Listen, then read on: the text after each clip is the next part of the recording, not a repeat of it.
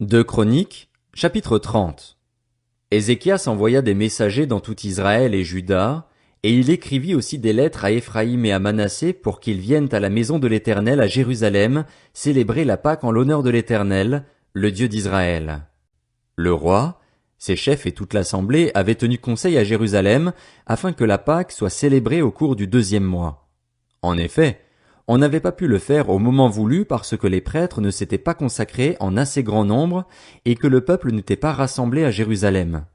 Cette proposition eut l'approbation du roi et de toute l'assemblée, et ils décidèrent de faire une proclamation dans tout Israël, depuis Beër-Shéba jusqu'à Dan, pour que l'on vienne à Jérusalem célébrer la Pâque en l'honneur de l'Éternel, le Dieu d'Israël. En effet, depuis longtemps on ne la célébrait plus comme cela est prescrit. Les coureurs parcoururent tout Israël et Juda avec les lettres du roi et de ses chefs, et, conformément à l'ordre du roi, ils dirent: Israélites, revenez à l'Éternel, le Dieu d'Abraham, d'Isaac et d'Israël, afin qu'il revienne à vous, rescapés de l'intervention des rois d'Assyrie. Ne soyez pas comme vos pères et vos frères. Ils ont fait preuve d'infidélité envers l'Éternel, le Dieu de leurs ancêtres, et il les a livrés à la dévastation, comme vous le voyez. Ne vous montrez donc pas réfractaires comme l'étaient vos pères. Engagez-vous envers l'Éternel, venez à son sanctuaire, qu'il a consacré pour toujours, et servez l'Éternel, votre Dieu, pour que son ardente colère se détourne de vous. Si vous revenez à l'Éternel, vos frères et vos fils seront l'objet de la compassion de ceux qui les ont déportés, et ils reviendront dans ce pays. En effet, l'Éternel, votre Dieu, fait grâce et est rempli de compassion, et il ne se détournera pas de vous si vous revenez à lui. Les coureurs allèrent ainsi de ville en ville dans le pays d'Éphraïm et de Manassé et jusqu'à Zabulon, mais on riait et se moquait d'eux. Cependant, quelques hommes issus d'Azer, de Manassé et de Zabulon s'humilièrent et vinrent à Jérusalem. Dans Juda aussi, Dieu intervint pour qu'il soit unanime à respecter l'ordre du roi et des chefs, suivant la parole de l'Éternel. Une population nombreuse se réunit à Jérusalem pour célébrer la Pâque et des pains sans levain au cours du 2e mois. Ce fut une immense assemblée. Ils se levèrent, enlevèrent les autels sur lesquels on offrait des sacrifices dans Jérusalem, ainsi que tous ceux sur lesquels on brûlait des parfums, et les jetèrent dans le torrent du Cédron. Ils firent ensuite les sacrifices de la Pâque le 14e jour du 2e mois. Remplis de honte, les prêtres et les Lévites s'étaient consacrés, et ils offrirent des holocaustes dans la maison de l'Éternel. Ils se tenaient au poste qui leur avait été attribué, conformément à la loi de Moïse, l'homme de Dieu. Les prêtres faisaient l'aspersion du sang qu'ils recevaient des Lévites. Comme il y avait dans l'assemblée beaucoup de personnes qui ne s'étaient pas consacrées, les Lévites se chargèrent de sacrifier l'agneau pascal pour tous ceux qui n'étaient pas purs afin de les consacrer à l'Éternel. En effet, une grande partie des membres du peuple, et en particulier ceux d'Éphraïm, de Manassé, d'Issachar et de Zabulon, ne s'étaient pas purifiés et ils mangèrent le repas de la Pâque sans se conformer à ce qui est écrit. Mais Ézéchias pria pour eux en disant: Veuille l'Éternel, qui est bon, pardonner à tous ceux qui ont appliqué leur cœur à rechercher Dieu, l'Éternel, le Dieu de leurs ancêtres, même s'ils n'ont pas pratiqué la sainte purification. L'Éternel exauça Ézéchias et il l'épargna le peuple. Ainsi, les Israélites qui se trouvaient à Jérusalem célébrèrent la fête des pains sans levain pendant 7 jours, avec une grande joie. Chaque jour les Lévites et les prêtres louaient l'Éternel avec les instruments qui retentissaient en son honneur. Ézéchias toucha, par ses paroles, le cœur de tous les Lévites qui montraient une grande perspicacité pour le service de l'Éternel. Ils mangèrent de ce repas de fête pendant 7 jours en offrant des sacrifices de communion et en louant l'Éternel, le Dieu de leurs ancêtres. Toute l'assemblée décida de célébrer 7 autres jours, et ils célébrèrent ces 7 jours dans la joie. En effet, Ézéchias, le roi de Juda, avait donné à l'assemblée 1000 taureaux et 7000 brebis, et les chefs 1000 taureaux et 10 000 brebis. De plus, un grand nombre de prêtres s'étaient consacrés. Toute l'assemblée de Juda, les prêtres, les Lévites, tous les membres du peuple venus d'Israël et les étrangers, qu'ils soient venus du territoire d'Israël ou installés en Juda, se réjouirent. Il y eut une grande joie à Jérusalem, car depuis le règne de Salomon, fils de David, sur Israël, on n'avait rien vu de pareil à Jérusalem. Les prêtres lévites se levèrent pour bénir le peuple et leur voix fut entendue. Leur prière parvint jusqu'à la sainte demeure de l'Éternel, jusqu'au ciel. 2 Chroniques, chapitre 31. Lorsque tout cela fut terminé, tous les Israélites qui étaient présents partirent pour les villes de Juda. Ils brisèrent les statues, abattirent les poteaux sacrés et démolirent entièrement les hauts lieux et les autels dans tout Juda et Benjamin, ainsi que dans Éphraïm et Manassé. Puis tous les Israélites retournèrent dans leurs villes, chacun dans sa propriété. Ézéchias rétablit les classes des prêtres et des Lévites d'après leur division, chacun selon sa fonction. Il fit cela pour les prêtres et Lévites, pour les holocaustes et les sacrifices de communion, pour le service, le chant et la louange aux portes du camp de l'Éternel. Le roi donna une partie de ses biens pour les holocaustes du matin et du soir, et pour ceux des sabbats, des débuts de mois et des fêtes, conformément à ce qui est écrit dans la loi de l'Éternel.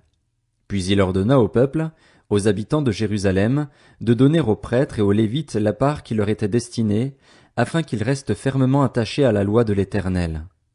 Une fois cette consigne transmise, les Israélites donnèrent en abondance les premières récoltes de blé, de vin nouveau, d'huile, de miel et de tous les produits des champs.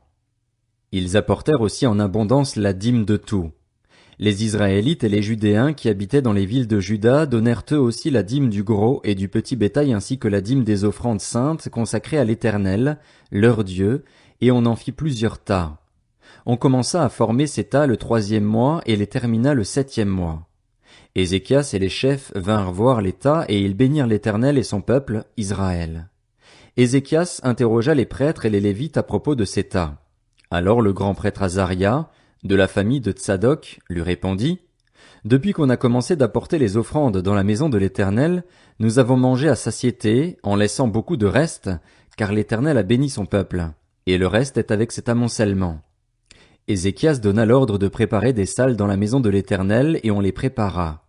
On y apporta fidèlement les prélèvements, la dîme et les offrandes consacrées. Le Lévite Conania en eut la responsabilité, et son frère Chiméi était son adjoint. Jéhiel, Azazia, Nakat, Azaël, Jérimoth, Josabad, Éliel, Jismakia, Makat et Benaja officiaient comme surveillants sous la direction de Conania et de son frère Chiméi, sur ordre du roi Ézéchias et d'Azaria, le chef de la maison de Dieu. Le Lévite Coré, fils de Jimna, portier à l'est, était responsable des offrandes faites spontanément à Dieu. Il devait distribuer ce qui était présenté à l'Éternel à titre de prélèvement et les choses très saintes. Éden, Minjamin, Josué, Shemaéja, Amaria et Shekania étaient placés sous sa direction, dans les villes des prêtres, pour faire fidèlement les distributions à leurs frères, grands et petits, selon leur division. En plus des hommes enregistrés dès l'âge de 3 ans, il faisait ces distributions à tous ceux qui entraient dans la maison de l'Éternel suivant les exigences de chaque jour pour y accomplir leur service, selon leurs fonctions et leurs divisions. La généalogie des prêtres était enregistrée d'après leurs familles et on comptait les Lévites âgés de 20 ans et plus, selon leurs fonctions et leurs divisions. Ils devaient enregistrer leurs petits-enfants, leurs femmes, leurs fils et leurs filles pour toute l'assemblée, car ils se consacraient fidèlement au service du sanctuaire. Quant aux prêtres, aux descendants d'Aaron qui vivaient dans les campagnes environnant leur ville, il y avait dans chaque ville des hommes nominativement désignés pour distribuer les parts destinées à tous les prêtres et à tous les Lévites enregistrés. C'est ainsi qu'Ézéchias agit dans tout Juda. Il fit ce qui est bien, ce qui est droit, ce qui est vrai, devant l'Éternel, son Dieu. Dans tout ce qu'il entreprit en faveur du service de la maison de Dieu, de la loi et des commandements, il agit en recherchant son Dieu de tout son cœur, et il connut le succès. 2 Chroniques, chapitre 32. Après ces événements et ces actes de fidélité arriva Sanchérib, le roi d'Assyrie. Il pénétra en Juda et assiégea les villes fortifiées, dans l'intention de s'en emparer. Voyant que Sanchérib était venu et voulait attaquer Jérusalem, Ézéchias tint conseil avec ses chefs et ses hommes vaillants afin de boucher les sources d'eau qui se trouvaient à l'extérieur de la ville, et ils le soutinrent. Une foule de gens se rassemblèrent et ils bouchèrent toutes les sources et le ruisseau qui coule au milieu de la région. Pourquoi, disaient-ils, les rois d'Assyrie trouveraient-ils à leur arrivée de l'eau en abondance? Ézéchias prit courage. Il répara toutes les brèches faites à la muraille et suréleva les tours ainsi que l'autre muraille, à l'extérieur, fortifia la terrasse de Mio dans la ville de David et prépara un grand nombre d'armes et de boucliers. Il désigna des chefs militaires à la tête du peuple, puis il les réunit autour de lui sur la place de la porte de la ville et toucha leur cœur en disant: Fortifiez-vous et soyez pleins de courage. N'ayez pas peur et ne vous laissez pas effrayer face au roi d'Assyrie et à toute la foule qui est avec lui, car avec nous il y a plus qu'avec lui. Avec lui il y a un bras de chair, tandis qu'avec nous il y a l'Éternel, notre Dieu, qui nous aidera et qui combattra pour nous. Le peuple eut confiance dans les paroles d'Ézéchias, roi de Juda. Après cela, Sanchérib, roi d'Assyrie, envoya ses serviteurs à Jérusalem, pendant que lui-même attaquait Lachis avec toutes ses forces. Il les envoya vers Ézéchias, roi de Juda, et vers tous les Judéens qui se trouvaient à Jérusalem pour leur transmettre ce message.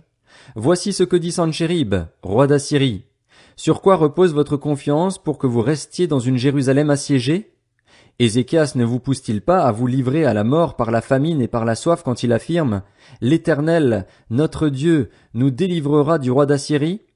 N'est-ce pas lui, Ézéchias, qui a fait disparaître les hauts lieux et les autels de l'Éternel et qui a donné cet ordre à Juda et à Jérusalem? Vous vous prosternerez devant un seul autel et c'est sur lui que vous brûlerez les parfums? Ne savez-vous pas ce que nous avons fait, mes prédécesseurs et moi, à tous les peuples des autres pays? Les dieux des nations de ces pays ont-ils pu délivrer leur pays de ma domination? Parmi tous les dieux des nations que mes prédécesseurs ont voués à la destruction, quel est celui qui a pu délivrer son peuple de ma domination, pour que votre Dieu puisse vous en délivrer? Qu'Ézéchias ne vous trompe donc pas et ne vous pousse pas dans cette direction. Ne vous fiez pas à lui, car aucun dieu d'aucune nation ni d'aucun royaume n'a pu délivrer son peuple de ma domination ni de celle de mes prédécesseurs. Votre Dieu sera d'autant moins capable de vous délivrer de ma domination. Les serviteurs de Sanchérib continuèrent à parler contre l'Éternel Dieu et contre son serviteur Ézéchias. Sanchérib avait aussi écrit une lettre insultante pour l'Éternel, le Dieu d'Israël, en s'exprimant ainsi contre lui. Les dieux des nations des autres pays n'ont pas délivré leur peuple de ma domination. Il en ira exactement de même pour le Dieu d'Ézéchias, il ne délivrera pas son peuple de ma domination. Les serviteurs de Sanchérib crièrent d'une voix forte en s'adressant dans la langue des Juifs à la population de Jérusalem qui se trouvait sur la muraille, et cela afin de semer la peur et l'épouvante parmi eux et de pouvoir ainsi s'emparer de la ville. Ils parlèrent du Dieu de Jérusalem comme des dieux des autres peuples de la terre, qui sont fabriqués par les mains de l'homme. Le roi Ézéchias et le prophète Ésaïe, fils d'Amoz, se mirent à prier à ce sujet, ils crièrent au ciel. Alors l'Éternel envoya un ange. Il fit disparaître du camp du roi d'Assyrie tous les vaillants hommes, les princes et les chefs. Et le roi retourna couvert de honte dans son pays. Il entra dans le temple de son Dieu, et là, quelques-uns de ses propres enfants le firent tomber par l'épée. Ainsi, l'Éternel sauva Ézéchias et les habitants de Jérusalem de la domination de Sanchérib, roi d'Assyrie, et de celle de tous ses ennemis, et il les protégea contre ceux qui les entouraient. Beaucoup de gens apportèrent des offrandes à l'Éternel à Jérusalem, ainsi que des cadeaux de valeur à Ézéchias, roi de Juda. Celui-ci fut, depuis lors, tenu en haute estime parmi toutes les nations. À cette époque-là, Ézéchias fut atteint d'une maladie mortelle. Il pria l'Éternel, et l'Éternel lui adressa la parole et lui accorda un signe. Cependant, Ézéchias ne répondit pas aux bienfaits qu'il avait reçus, car son cœur devint orgueilleux, si bien que la colère de l'Éternel reposa sur lui, sur Juda et sur Jérusalem. Alors Ézéchias s'humilia de son orgueil, de même que les habitants de Jérusalem, de sorte que la colère de l'Éternel ne vint pas sur eux pendant la vie d'Ézéchias. Ézéchias eut beaucoup de richesses et de gloire. Il se fit des réserves d'argent, d'or, de pierres précieuses, d'aromates, de boucliers et de tous les objets qu'on peut désirer, des entrepôts pour les récoltes de blé, de vin nouveau et d'huile, des étables pour toutes les sortes de bétail et des troupeaux pour les étables. Il se construisit des villes et il eut de nombreux troupeaux de petits et de gros bétail. En effet, Dieu lui avait donné des biens considérables. Ce fut aussi lui, Ézéchias, qui boucha l'issue supérieure des eaux de Gihon pour les diriger plus bas vers l'ouest de la ville de David. Ézéchias réussit dans tout ce qu'il entreprenait. Cependant, lorsque les chefs de Babylone lui envoyèrent des ambassadeurs pour s'informer du signe qui avait eu lieu dans le pays, Dieu l'abandonna pour le mettre à l'épreuve afin de connaître tout ce qui était dans son cœur. Le reste des actes d'Ézéchias et sa piété, cela est décrit dans la vision du prophète Ésaïe, fils d'Amoz, et dans les annales des rois de Juda et d'Israël. Ézéchias se coucha avec ses ancêtres, et on l'enterra sur la montée des tombeaux des descendants de David. Tout Juda et les habitants de Jérusalem lui rendirent honneur à sa mort. Son fils Manassé devint roi à sa place.